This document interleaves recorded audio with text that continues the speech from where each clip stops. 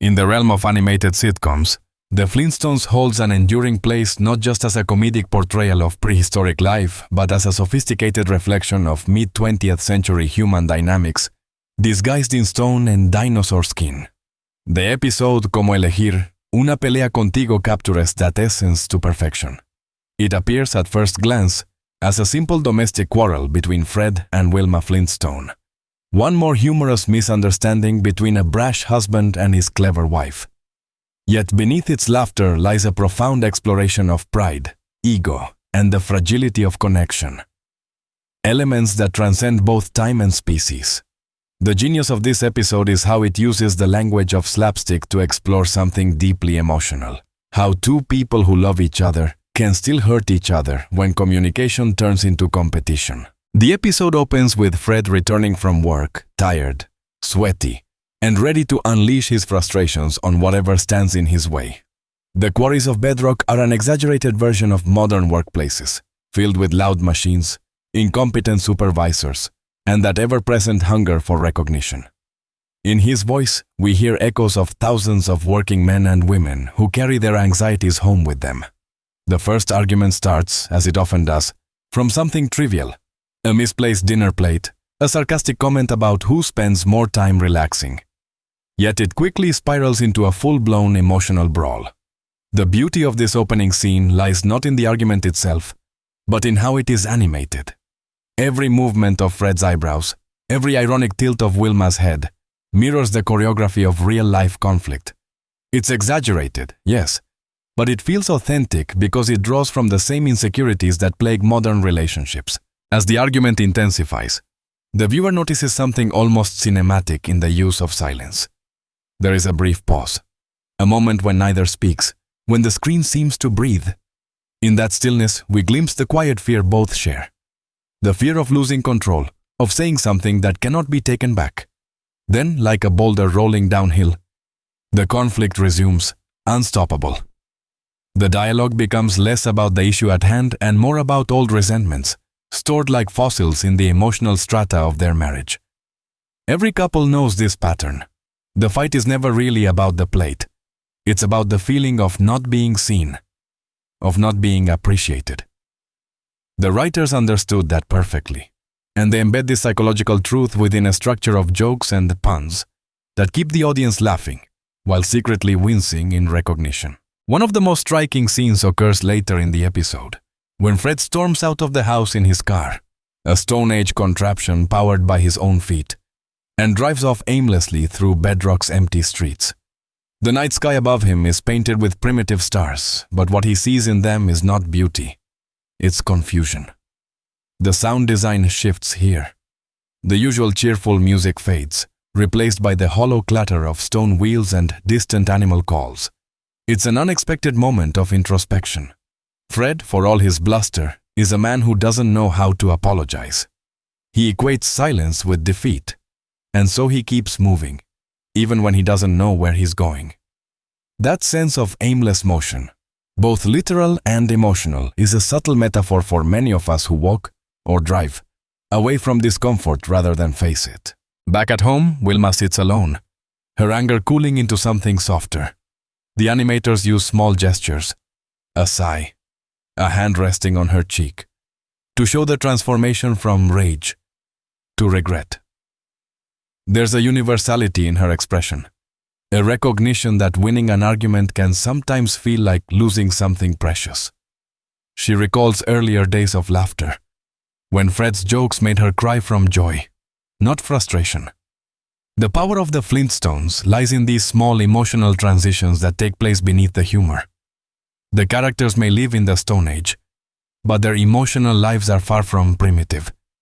They navigate jealousy, disappointment, pride and love with a complexity that mirrors real families. When Fred finally returns, the tension between them is palpable. What follows is a beautifully crafted scene of reconciliation, though it is not a perfect one. The dialogue doesn't resolve everything. Instead, it leaves space for imperfection. Fred mutters an apology without saying the actual words, "I'm sorry." And Wilma responds not with forgiveness but with understanding. It's a delicate balance.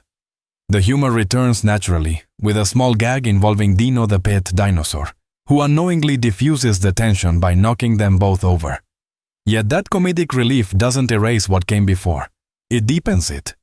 It reminds us that laughter, in relationships, often emerges from the ashes of misunderstanding. This episode's brilliance extends beyond its domestic setting. There's an undercurrent of social commentary running through every joke. Bedrock is not merely a prehistoric town. It is a mirror of the modern world, complete with traffic jams, social expectations, and consumer habits. When Fred complains about the cost of repairing his car or the stress of his job, we see reflected our own dependency on material things.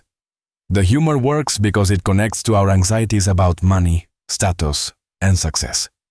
Even the absurdity of using dinosaurs as appliances, like the bird functioning as a record player, carries an implicit critique of technological over-reliance. The show says, in essence, that no matter how much progress we make, our emotional struggles remain the same. In one particularly subtle moment, the camera, or rather the animation framing, lingers on the family photo hanging above their stone fireplace.